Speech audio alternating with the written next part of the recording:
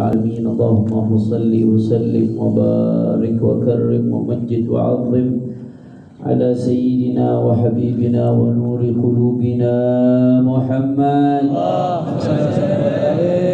الفاتح لما أغلق والخاتم لما سبق ناصر الحق بالحق والهادي إلى الصراط المستقيم وعلى آله وصحبه حق قدره ومقداره العظيم فاتعه يا عليم أما بعد.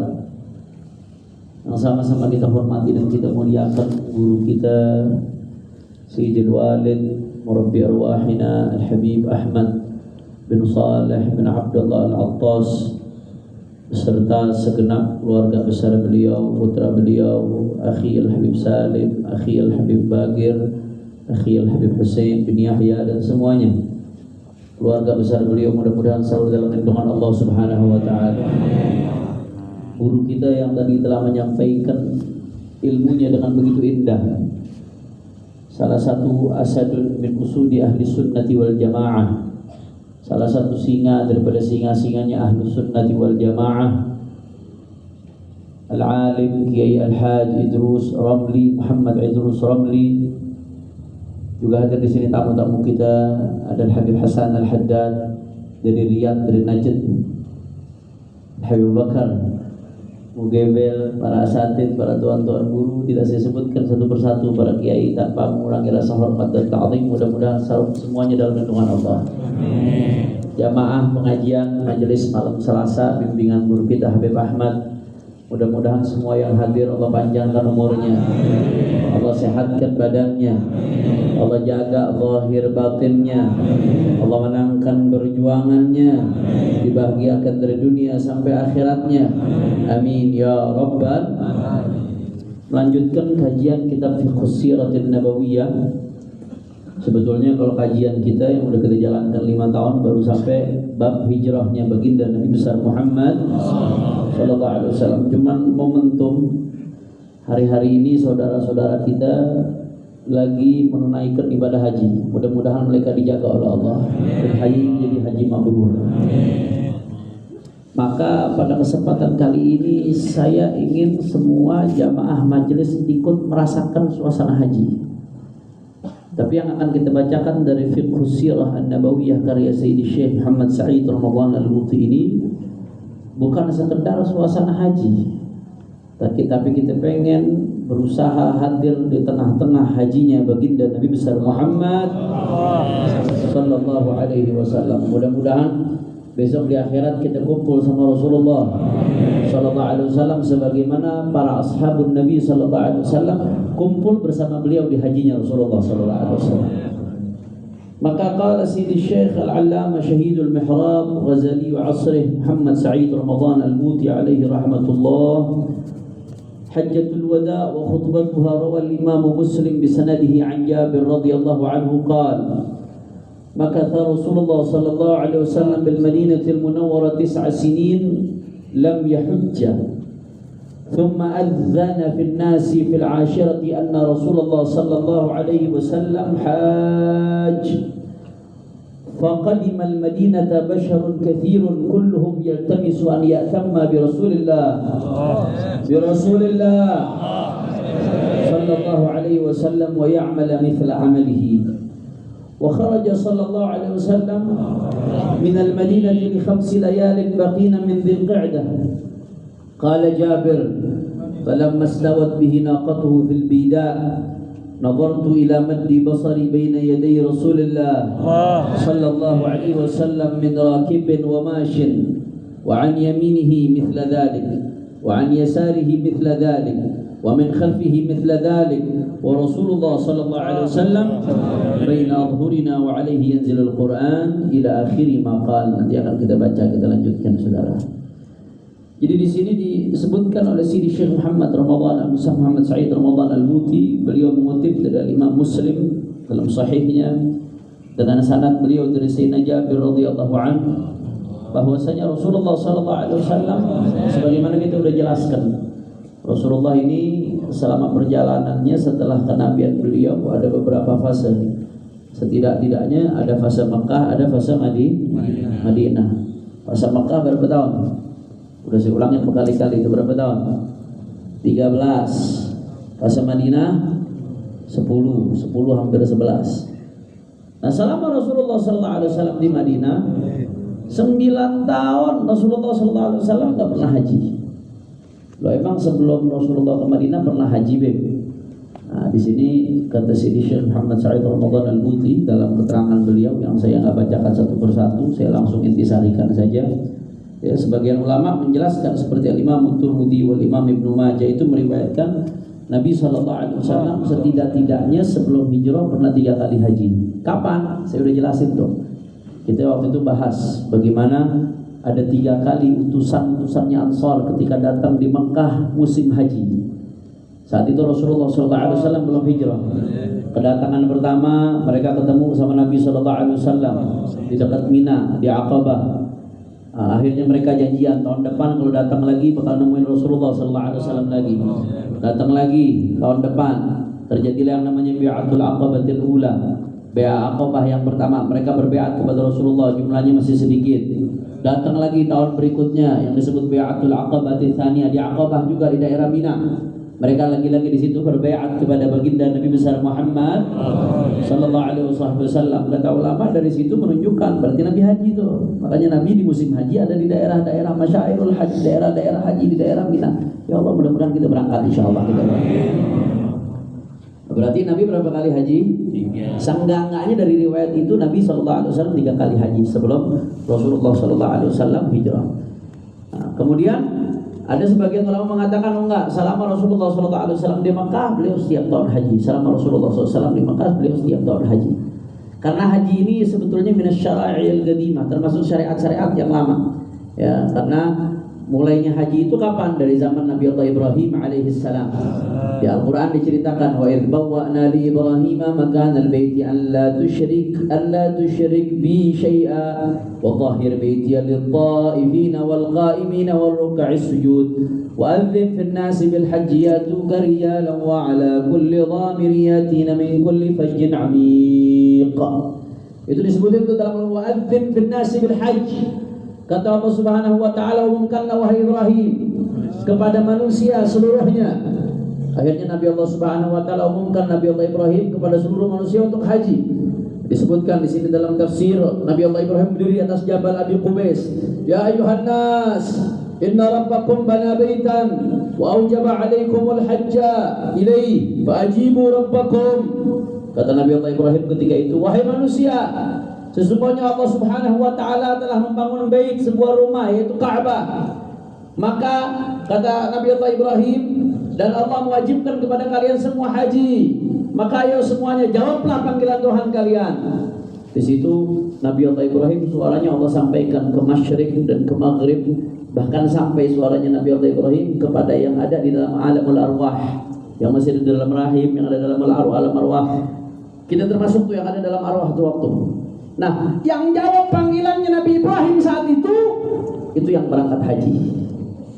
Makanya kita kalau haji apa? Labbaik Allahumma labbaik, labbaik la syarika lak, innal hamda wan ni'mata lakal mulk la syarika lak. Mudah-mudahan semua yang di sini termasuk yang jawab panggilan Nabi Ibrahim.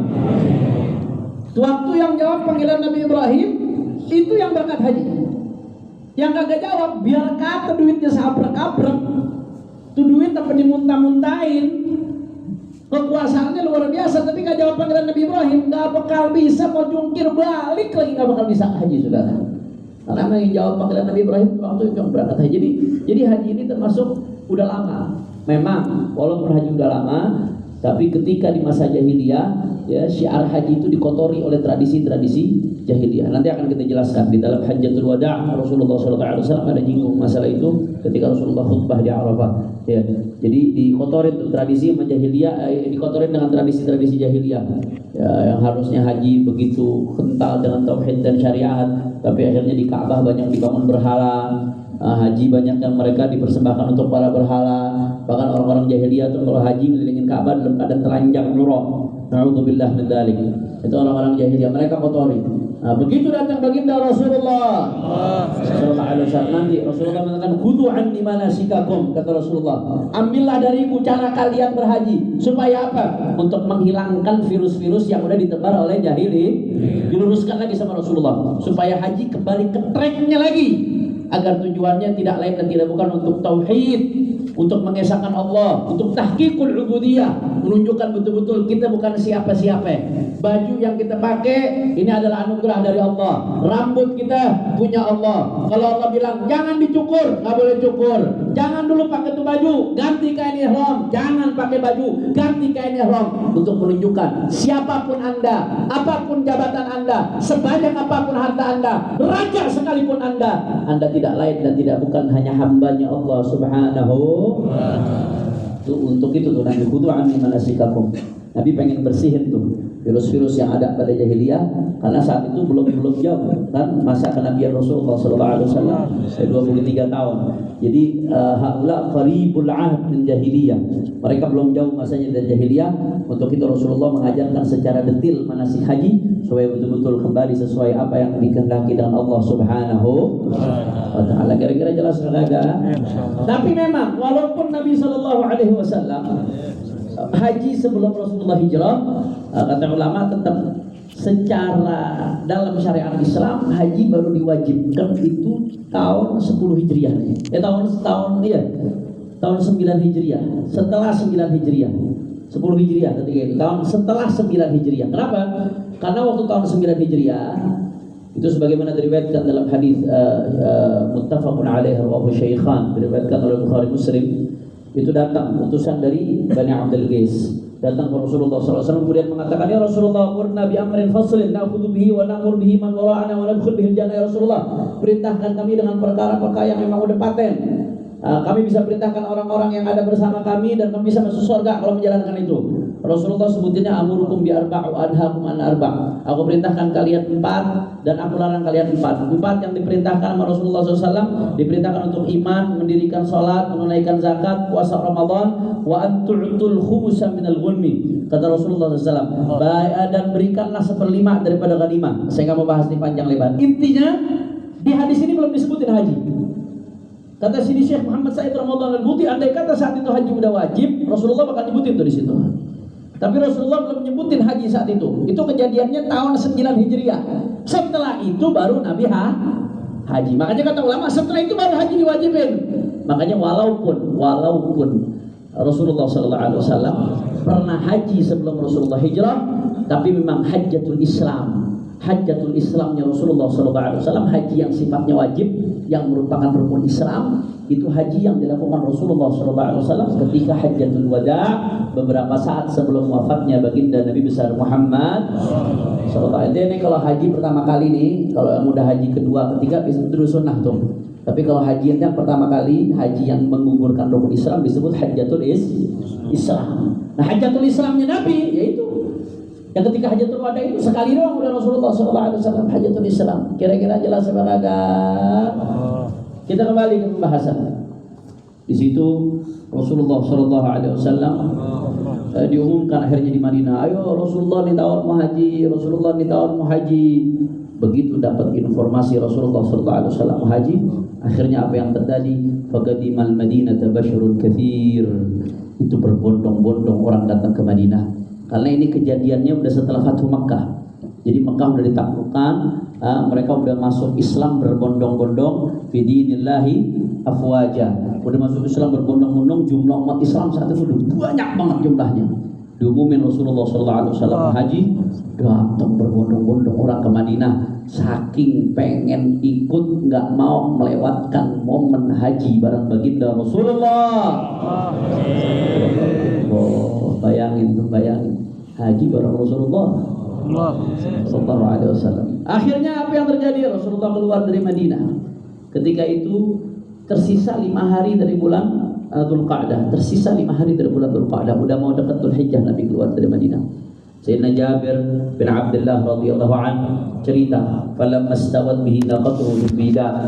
Ketika saat itu ontaknya Rasulullah sallallahu alaihi wasallam berada di hamparan padang pasir, kata Sayyidina Jabir, aku melihat sejauh mataku memandang Kalau udah dikatakan sejauh mataku memandang berarti jauh apa kata tuh? Itu sejauh mataku memandang kata Sayyidina Jabir aku lihat manusia. Ikut berombongan ya Rasulullah. Ma baina rakibin wa masyin. Sebagian naik kendaraan, naik onta, naik kuda dan lain sebagainya. Sebagian lagi jalan kaki. Sepanjang mataku memandang, aku lihat itu rombongan hajinya Rasulullah SAW.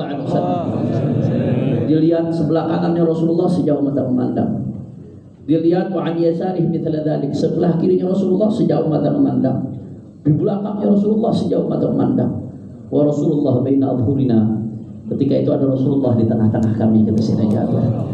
Wal Qur'an yanzil. Ketika itu pula Al-Qur'an diturunkan. Sallu ala Rasulillah. Wakhtalafa ruwat, para rawi ada perbedaan pendapat. Ya, Rasulullah hajinya ifrad apa tamattu apa qiran. Nah, saya nggak mau bicara panjang lebar, nanti masuk fikih nih urusannya. Ya, sebagian ya, mengatakan Rasulullah hajinya ifrad. Artinya di musim itu Rasulullah memang belum umroh. Begitu masuk langsung niatnya ihramnya buat haji, nggak pakai umroh dulu, langsung buat haji. Nanti setelah selesai haji baru umroh. Itu ifrad namanya. Udah selesai, udah tahallul, udah nafar, udah beres haji baru umroh. Ada yang mengatakan Rasulullah SAW qiran, langsung sekali ihram niatnya langsung buat haji dan buat umroh. Ada, saya nggak membahas itu pembahasan fikih. Nanti kita ngelebar. Ada lagi yang mengatakan dalam riwayat tamattu.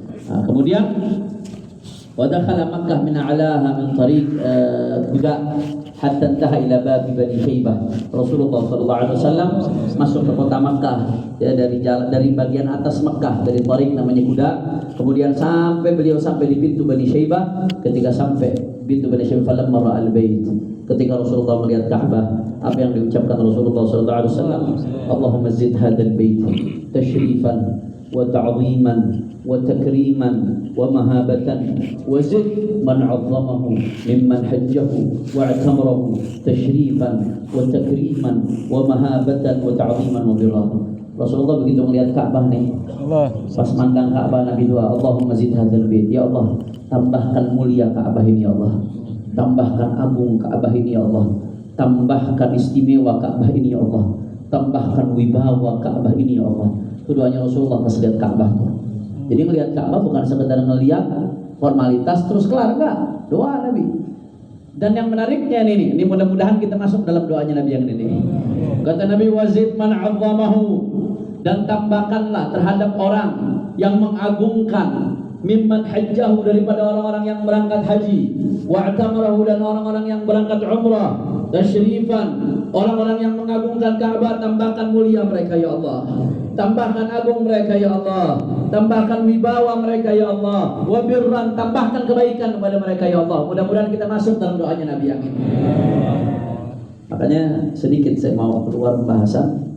Kita pengen gak semua di sini haji? Pengen ya? Haji bukan soal duit, bukan soal kekuatan. Kalau masalah duit, banyak orang yang duitnya sampai triliunan, bergerak hatinya buat haji aja, nengok aja kagak. Alhamdulillah. Bukan soal kekuatan, bukan soal fisik. Banyak yang fisiknya lebih kuat, tapi kalah sama kakek-kakek yang berumur 95 tahun, 100 tahun masih semangat tawaf. Tapi soal siapa yang dipanggil, saudara? Apa tandanya kita dipanggil? Biasanya tandanya Allah kasih rindu dalam hati.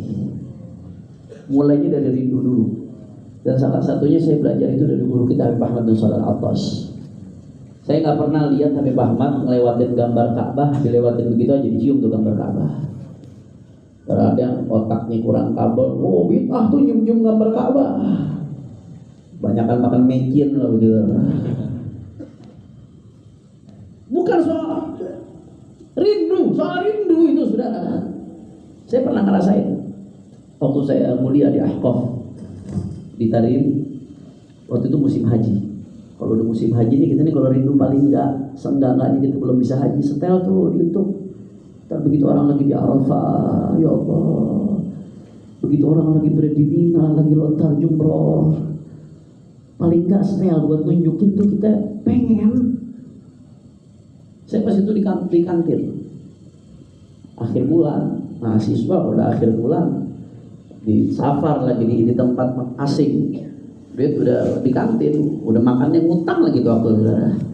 Udah akhir bulan tuh udah ngutang kalau buat makan, udah di ngebon, udah akhir bulan di kantin mahasiswa. Ambil saya niat lagi di setel TV, orang lagi di Arafah waktu. Ya Allah, saya lihatin, saya bangun, saya netes air mata. Nggak sadar saya netes, ya Allah, hamba rindu ya Allah. Tapi hamba nggak tahu caranya gimana ya Allah. Duit nggak ada ya Allah. Kalau daftar ikut reguler nunggunya 20 tahun, 25 tahun, 15 tahun. Hamba rindu ya Allah. Hamba pengen ada di Arafah ya Allah. Hamba pengen ada di tengah-tengah tamu-tamu ya Allah ya Allah. Nggak berasa duduk netesin air mata. Akhirnya subhanallah 2019 saya nggak pernah mikir Allah kasih haji. Kemarin tahun lalu saya nggak pernah mikir, tahu-tahu udah ada yang atur, saya nggak pernah mikir bagaimana tiketnya, bagaimana itu, tahu Allah kasih atur, Allah atur, ada yang minta saya travel bimbing jamaah haji. Alhamdulillah. Mulainya dari mana? Rindu. Kalau udah rindu bakal minta sama Allah. Kalau udah minta sama Allah, laulam turid laila ma arju wa atlubuhu min faydi fadlika ma alhamdulillah talabah. Kata ulama, ketika Allah Subhanahu wa taala mengilhamkan, membimbing kita buat minta, yang gerakin kita buat minta siapa? Allah. Jawab yang kompak, yang gerakin kita buat minta siapa? Allah. Kalau Allah nggak gerakin kita minta, apa bisa kita minta? Allah. Kalau Allah udah gerakin kita buat minta, kata ulama, sering kita makin sering kita minta, itu biasanya tanda Allah bakal ngasih itu kita, saudara. Ya Rabb, mulainya dari apa? Rindu. Kalau mau belajar ilmunya rindu, belajar sama guru kita Habib Ahmad bin Shalal Al-Abbas. Mudah-mudahan beliau dijaga oleh Allah Subhanahu wa taala. Umma madha Rasulullah sallallahu alaihi wasallam. Kemudian Rasulullah habis itu terus menjalankan fi hajihi, perjalanan hajinya. Di situ Rasulullah fa'allama an-nasa manasikahum wa bayyana lahum sunan hajjihim. Rasulullah jelasin secara rinci manasikahum, bagaimana manasik hajinya umat Islam, wa bayyana sunan hajjihim, dan Rasulullah jelaskan kepada mereka sunnah-sunnah yang harus dilakukan ketika haji sesuai dengan bimbingannya baginda Nabi besar Muhammad. Makanya terlepas ada perbedaan ulama di dalam perincian hukum haji ada, tapi sebagian masyayikhna yaqul ketimbang bab-bab lain ikhtilaf ulama dalam bab haji lebih sedikit ketimbang bab-bab lain. Kenapa? Karena Rasulullah ajarin rinci, daqiq. Faraid itu ilmu waris, ya. Ada perbedaan dalam perincian masalah waris, al-jadwal ikhwah dan lain sebagainya. Tapi secara umum dalam masalah ilmu waris faraid itu ikhtilaf antar mazhab cenderung lebih sedikit. Kenapa? Karena hukum waris nasnya dalam Al-Quran rinci. Daqiq, Al-Quran jelasin rinci. Karena Al-Quran tahu ini urusan warisan dijelasin rinci aja ribut, apalagi nggak jelasin rinci. Betul kan enggak? Haji begitu tuh, karena detail, semua menyaksikan, semua dengar penjelasan Nabi. Sallallahu alaihi Rasulullah. Kata ulama, ikhtilaf ulama di dalam bab haji cenderung lebih sedikit ketimbang ikhtilaf ulama di bab-bab lainnya. Walaupun tetap ada perbedaan di dalam perincian daqaiq masailul hajj, ada perbedaan di antara ulama, tapi cenderung lebih sedikit kalau kita lihat ketimbang ikhtilaf di bab-bab ibadat atau bab-bab muamalat lainnya. Kira-kira jelas berkagak? Karena saat itu Rasulullah mengatakan khudhu anni manasikakum, ambillah dariku bagaimana cara kalian menunaikan manasik ibadah haji. Makanya semua ketika itu menyaksikan langsung, ngikutin hajinya baginda Nabi besar Muhammad sallallahu alaihi wasallam, termasuk adanya keringanan perbedaan ulama ketika haji sehingga saat ini menjadi rahmat di tengah umat, seperti pas Nafar itu ketika lontar jumrah Ula Usfa'qubah di hari kedua daripada hari tasyrik, Mu'tamad mazhab Syafi'i mengatakan harus mulainya habis zuhur. Sebagian ulama mengatakan harus habis zuhur, tapi sebagian ulama lain enggak, mengatakan dari habis subuh enggak apa-apa. Sampai Abu Yazid Muhammad bin Abdul Maliki radhiyallahu anhu dalam kitabnya Al-Hajj wa Fadhail Ahkam itu sampai beliau cenderung kepada pendapat yang membolehkan nafar habis subuh. Nafar itu hari terakhir haji, orang mau bubar haji. Karena kenapa? Kalau semuanya ngambil pendapat habis zuhur, sedangkan zuhur ke maghrib waktunya sempit, itu orang bisa injek-injekan, bisa banyak yang mati. Keberadaan pendapat ulama yang mengatakan boleh habis zuhur itu jadi rahmat. Ini adanya perbedaan ulama di antara pendapat di antara ulama yang dalam masalah-masalah perincian seperti ini nggak lepas dari sabdanya Rasulullah sallallahu alaihi wasallam, if'al wala haraj, if'al wala haraj, if'al wala haraj. Rasulullah dalam beberapa masalah haji ketika ditanyakan sahabat Rasulullah begini pada Rasulullah, if'al wala haraj, udah nggak apa-apa lakuin, nggak apa-apa lakuin. Gara-gara omongan Rasulullah sallallahu alaihi wasallam, nggak apa-apa lakuin. Di situ ada kerenggangan buat jamaah haji. Sallu ala Nabi Muhammad. Khudhu anni manasikakum. Ambillah dari kalian dariku cara manasik. Saya termasuk nih. Ini mungkin belum didoain guru kita Habib Ahmad kemarin karena disuruhnya datang malam Selasa soalnya. Saya harusnya ya kalau bicara rencana harusnya ini tahun berangkat bimbing jamaah lagi, bawa jamaah furoda sekitar 60-an orang. Subhanallah emang karena mungkin belum jawab panggilan yang ketiga ini tahun, akhirnya nggak berangkat. Mau usaha bagaimana juga berangkat. Hampir semalam masih ada kemungkinan di malam keluar. Tapi tadi pagi ada kemungkinan bisa di malam di pagi keluar. Tapi bahkan Mugembel nih tahu betul tuh proses-proses yang begitu. Kalau emang udah belum berangkat nggak bakal berangkat udah. Takdirnya di malam hadir duduk di taman sorga di majelis malam Selasa sama Habib Ahmad dan Kiai Idrus. Alhamdulillah. Kemudian setelah itu Rasulullah sallallahu alaihi wasallam wa alqa Rasulullah fi yaumi Arafah khutbatan jami'ah fi jumu'il muslimin alladziina ihtashadu hawlahu fil mawqif. Ketika itu puncaknya haji itu adalah Arafah. Al-hajju Arafah. Intisari dari haji adalah Arafah. Rukun yang paling besar dari haji adalah Arafah. Yang aturannya paling paten urusan haji Arafah. Kalau udah orang nggak dapat Arafah udah selesai, nggak bisa haji. Ya, yang namanya tawaf waktunya masih bisa fleksibel. Sa'i waktunya masih bisa fleksibel dan seterusnya. Nyukur rambut waktunya masih bisa fleksibel. Tapi kalau Arafah udah paten, orang nggak dapat Arafah nggak dapat haji, selesai. Puncaknya haji Arafah. Wa fi Arafatin kullu dhanbin mukaffarun. Kata Imam Al-Haddad, di Arafah di situ waktunya gugur dosa-dosa, saudara. Man nala min Arafat nazrata sa'atin nala surur wa nala kulla muradi. Kata Sayyidina Abdul Rahim As-Sudi yang qasidah-qasidahnya radhiyallahu anhu sering dibaca guru kita Habib Ahmad, ya, siapa orang yang ketika di Arafah man nala min Arafat nazrata sa'atin, dia dapat pandangan rahmatnya Allah ketika saat-saat di Arafat, nala surur wa nala kulla muradi. Oh, bahagia dunia akhirat, saudara. Saking besarnya jamuan Allah di Arafat sampai-sampai ulama mengatakan kalau ada orang wukuf di Arafat tapi ragu, saya diampuni nggak ya sama Allah? Ragu nih, dia udah jadi tamunya Allah, lagi masuk dalam jamuannya Allah. Udah dibilangin orang kalau di Arafat dapat ampunan, terus dia ragu, saya dapat ampunan nggak ya setelah wukuf nih di Arafat? Ragu masih. Itu minal kabair, termasuk dosa-dosa sekarang. Ragu ampunan Allah di Arafah dosa besar. Ya Allah, mudah-mudahan kita bisa wukuf di Arafah. Niatin dulu, niatin biar dikasih sama Allah Ta'ala.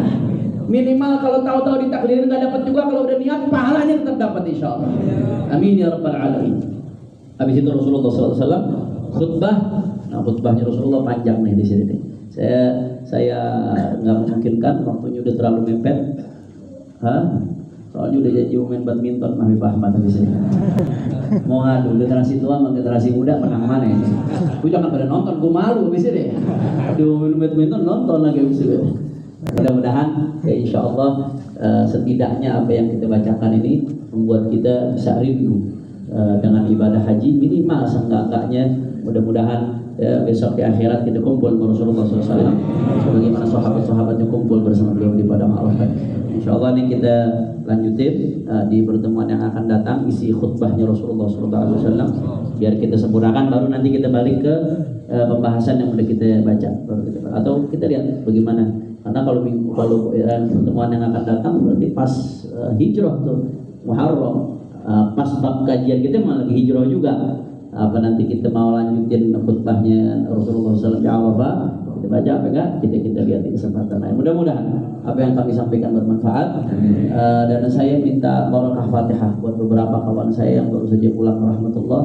Kemarin ada kakak kelas saya Habib Lutfi Al-Haddad, ya, masih muda, beliau dai, beliau punya pesantren, tiba-tiba sore masih seger, malamnya udah pulang rahmatullah. Teman dekat saya ada Usama di Balikpapan, dulu di Al-Basirah. Ya, terus ini saya dulu ketemu beliau di Al-Basirah. Saya belajar nulis di majalah Al-Basirah namanya di Dalwan. Saya kalau ketemu Kiai Idrus di Al-Basirah dulu, karena senior saya di Al-Basirah, kepala redaksinya Habib Syafiq Al-Idrus, teman dekat beliau. Jadi beliau kalau lagi datang ke Dalwan nongkrongnya di Al-Basirah. Saya masih santri waktu itu, masih jadi tim redaksi, saya masih belajar nulis. Jika di pondok belajar nulis, ada teman saya namanya Usama Firdaus, dia buka pesantren di Balikpapan. Perhatiannya luar biasa sama dakwah, masih muda, setahun di atas saya umurnya, pulang ke rahmatullah subhanahu wa ta'ala mendadakan. Ya Allah, mudah-mudahan Allah kasih kita panjang umur kita. Ya, juga saya minta barakah Fatihah buat almarhum abah saya Habib Rahman Barakatuh. Allah yaghshahum birrahmah wal maghfirah wa yadkhilhum al-jannah birahmatih wa walidina wa walidikum wa amwatina wa amwatikum sirril Fatihah.